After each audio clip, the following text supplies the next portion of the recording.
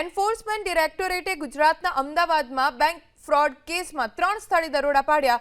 ઈડીએ બુધવારના વહેલી સવારના સમયે અમદાવાદ ઝોનમાં બેંક ફ્રોડ કેસ સાથે જોડાયેલા એક કેસમાં એક સાથે 3 સ્થળે દરોડા પાડ્યા।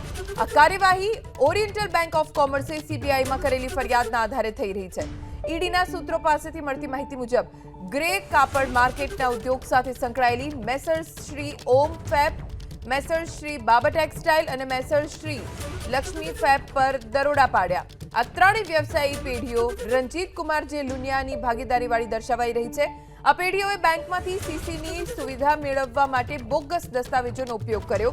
એટલું જ નહીં, બોગસ દસ્તાવેજના આધારે ક્રેડિટ તો મેળવી, પરંતુ રૂપિયાનું જે ઉપયોગ કરવા માટે કારણ રજૂ કરાયું હતું તેનાથી હેતુફેર ઉપયોગ કરી અન્ય જગ્યાઓ પર ટ્રાન્સફર કર્યા। તપાસમાં ખુલ્યું કે બોગસ રીતે મેળવેલી બેંક ક્રેડિટથી ત્રણેય પેઢીઓએ અત્યાર સુધીમાં 10.95 કરોડ રૂપિયાની રકમની પણ કમાણી કરી। હાલ તો ઈડીએ દરોડા પાડી કેટલાક મહત્વના દસ્તાવેજો અને ડિજિટલ ડેટા જપ્ત કર્યા છે। ઈડીની એક ટીમ બેંક પાસેથી મેળવેલી રકમ કયા કયા ખાતામાં ટ્રાન્સફર કરી છે તે દિશામાં પણ તપાસ હાથ ધરી છે।